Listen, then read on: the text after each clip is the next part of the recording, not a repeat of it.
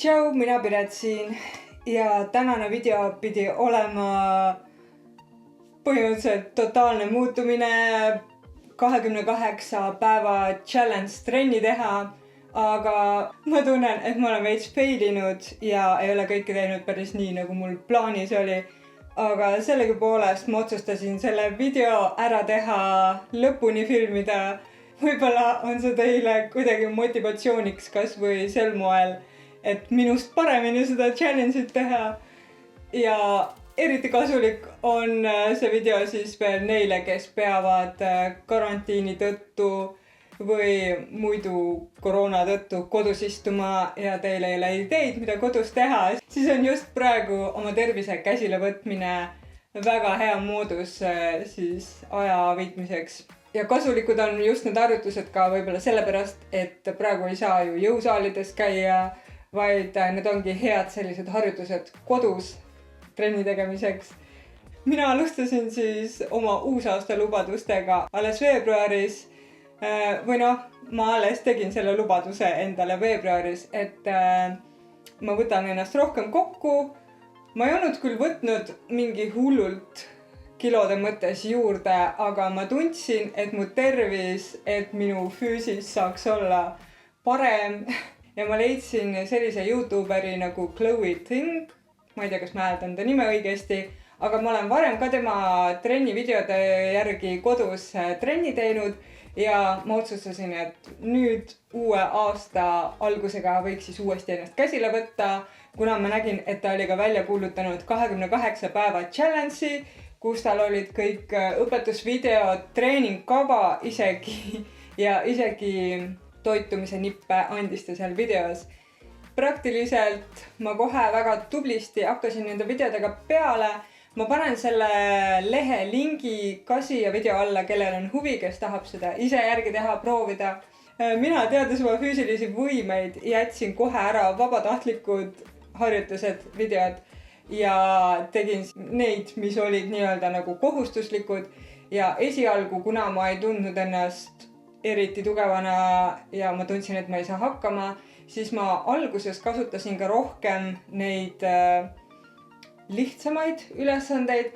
Ühesõnaga seal videode sees ta vahepeal annab osadel harjutustele 2 varianti, mis on natuke lihtsam ja natuke raskem. Nii et alustuseks ma valisin kõik need lihtsamad ülesanded ja hiljem, kui ma tundsin, et mul on jaksu rohkem, mul on jõudu rohkem, lihased enam nii hullult ei valuta, siis ma juba läksin nende raskemate ülesannete peal seal videodes. Seal trennikavas on isegi mõned üksikud vabad päevad antud, kus sa siis ei pea trenni tegema, aga kuna mul tuli ette selliseid päevi, kus ma lihtsalt ei jõudnud trenni teha, siis nii-öelda mul tuli neid vabu päevi natukene rohkem vahele, et ma ei jätnud ühtegi trenni ära, aga ma lükkasin need siis nagu järgmise päeva peale vahepeal 2 või 3 korral siis. Ja nii palju, kui ma olen isegi kuulnud, siis tegelikult iga päev trenni teha ei olegi vist mõtet, sellepärast et lihas ei jõua nagu järgi areneda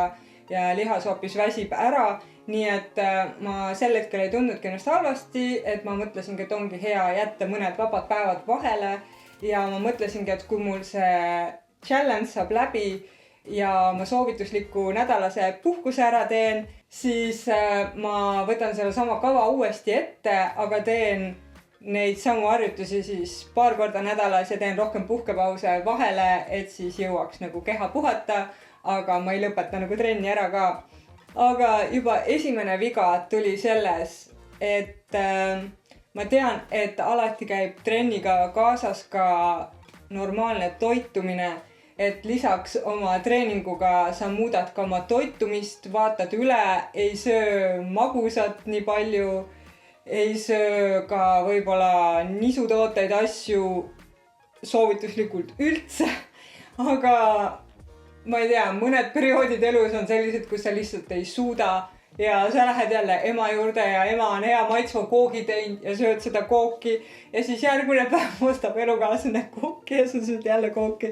Ühesõnaga, minu esimene suur viga oli juba see, et oma toitumist ma põhimõtteliselt ei muutnud, aga tegin usinasti trenne ja põhiline fail siis tuli enne lõppu. Põhimõtteliselt praeguseks mul oleks teha ainult 2 päeva veel trenni, ainult 2 päeva veel trenni. Aga mõned päevad tagasi ma tundsin ennast nii kehvasti, et ma lihtsalt ei suutnud seda trenni ette võtta. Üks võib-olla hea nõuanne ka veel, et varem kunagi ma leidsin alati õhtul selle aja ja tegin trenni ja nagu me teame, õhtuti me oleme väsinud ja paljudel juhtudel või just selle väsimuse pärast jäid ka varem trennid ära. Aga ma leidsin, et kui hommikul trenni teha, hommikul ärkad, oled puhanud, teed selle trenni ära ja sa ikkagi jõuad oma terve päeva toimetused teha ja sa ei kipu nagu nii palju neid trenne ära jätma, edasi lükkama, et see oli küll nagu õige otsus, aga lihtsalt ma ei tea, kas ma olen haigeks jäänud, kas mul on koroona või ei ole, aga mõned päevad tagasi ma tundsin, et mul ei ole lihtsalt energiat ja jaksu nagu neid trenne ette võtta ja ma ei tea, millal mul tervis paremaks läheb. Nii et ma mõtlesin, et ma parem teen selle video need kokkuvõtted praegu ära, sest ma ei tea, kas ma jõuan nende 2 trennini üldse. Minu 28 päeva challenge'is sai 26 päeva challenge ja kohe ma näitan teile ka tulemusi või siis olematuid tulemusi. Ma näen ise neid lõpptulemusi ka alles siis, kui ma hakkan seda videot kokku panema ja kõrvutan nagu varem filmitud videot praegusega. Ma ei ole ennast väga palju kaalunud. Esiteks, kuna ma tean, et kui sa lihaseid treenid, siis niikuinii lihasmass annab sulle ka veel kaalu juurde. Ja teiseks mul said kaalul akud lihtsalt tühjaks.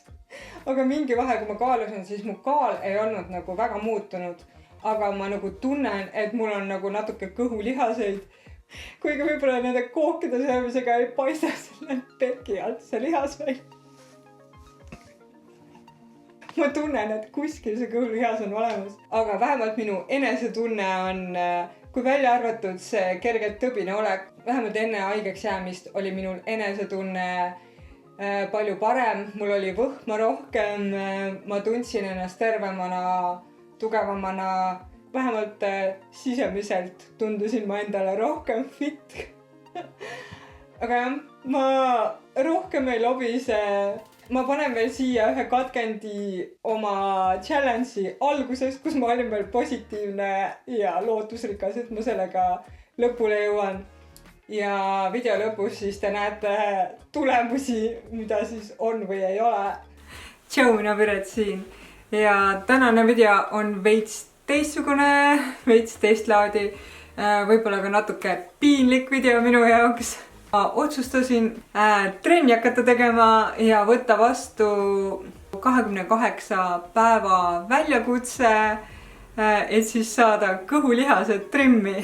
Ma ei ole küll ise väga selline trenni inimene, ma kunagi käisin tantsutrennis, aga selline võistlussport ja sport iseenesest ei ole mind nagu väga huvitanud, kuna ma viimasel ajal tunnen, et ma olen veits juurde võtnud ja võib-olla kõhulihased ei ole ka päris need, mis kunagi.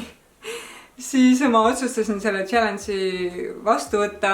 Ma filmisin ka enda praegust siis alguse olukorda ja ma lõpus filmin ka siis lõpptulemust, mis on võib-olla minu jaoks natuke piinlik.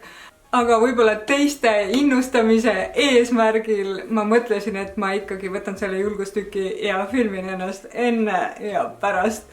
Ma loodan, et ma suudan nagu kõik päevad kaasa teha, et ma varem olen nagu trenni teinud niimoodi kord või paar korda nädalas, aga siin challenge'is on nagu mõned üksikud päevad ainult, kus on nagu päris paus vahel ja neid videosid on rohkem kui 1.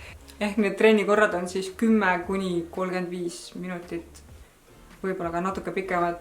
Aga jah, selline see väljakutse on. Seal YouTuberil on ka oma lehekülg, kus tal on treeningkava pandud kirja, kus on siis iga päeva kohta siis videod üles pandud. Mõned videod on ka soovituslikud või nagu boonusvideod. Ja kui keegi teist hakkas huvi tundma selle challenge'i vastu, siis kommenteerige, kas te tahaksite ka sellest osa võtta ja kommenteerige, kuidas teil näiteks läks. Mul oleks huvitav neid kommentaare lugeda. Aga jah, mis ma siin ikka lobisen, kohtume juba siis, kui on see 28 päeva läbi ja on tulemused näha.